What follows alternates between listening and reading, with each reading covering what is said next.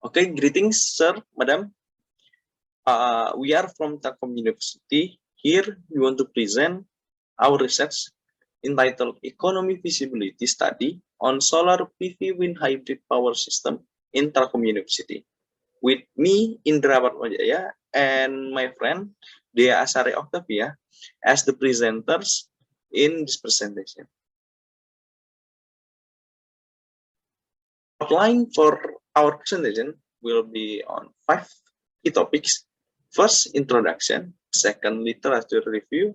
The third, case study. The fourth, result and analysis.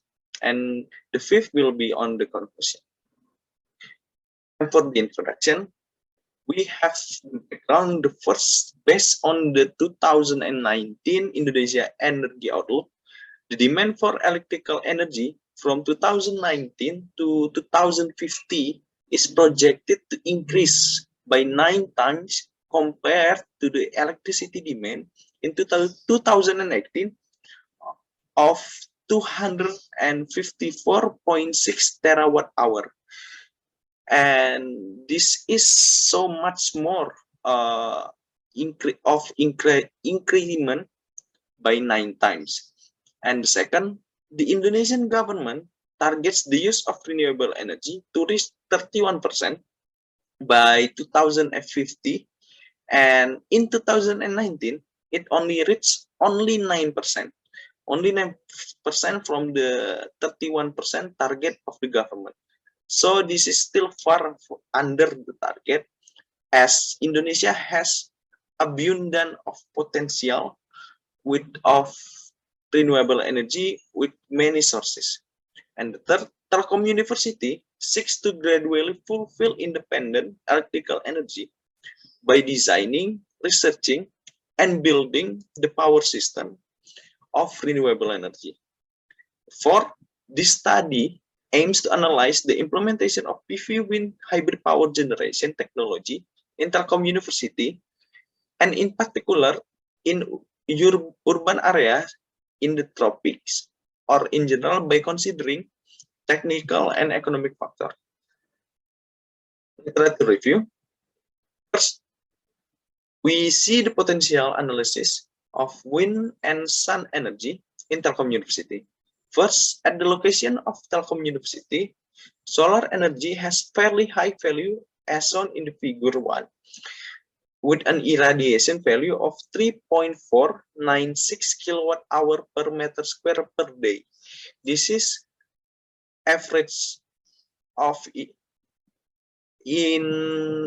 irradiation value in Telkom University, and it is still high value because the sun in Indonesia is shining all year long. And second, the potential of the wind is shown by the wind speed at the Telkom University, which has an average annual value of 3.17 meter per second based on renewable energy sources for a height of 50 meter above the surface. And wind activity is quite high in July, August, and September compared to the other months. For the study, for the solar power plant design, we calculated based on the solar radiation data presented before, and the calculation of the energy produced by PV is calculated based on the equation as shown in the point number 2 in the presentation.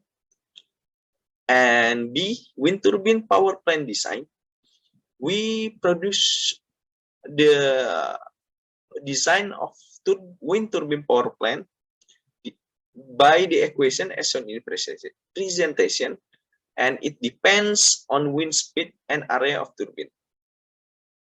And for the system design, by system sizing and the levelized cost of energy, we use the common formula that we find on the many references and as the equations shown in the presentation. For result and analysis, a characteristic of electrical load table show the electrical load of room P0402 in the daily building Telkom University. There is some items like TV, projector, laptop charger, printer, 3D printer, refrigerator, and dispenser with total power 3,715 watt.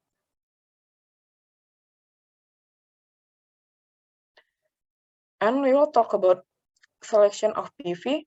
The PV used is monocrystalline PV with a maximum power of 330 watt, according to the specification in table 2 below.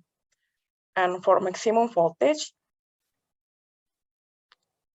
38.5 volt, and maximum current 8,459 ampere.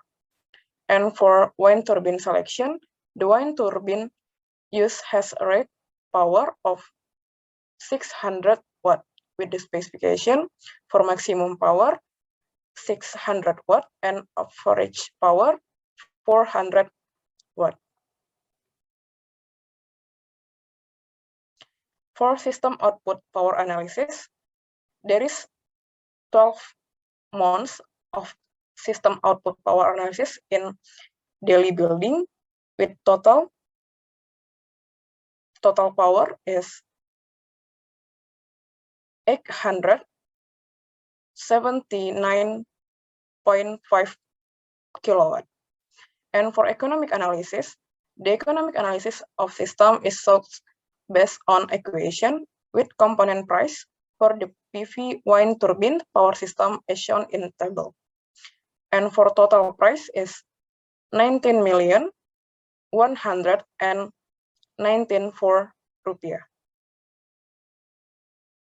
For calculation, first, the feasibility study on solar PV wind turbine power plant is technically able to supply 64.87% of the power requirement of the load in room P402 daily building, Faculty of Electrical Engineering, Telkom University, for 25 years of the project's life.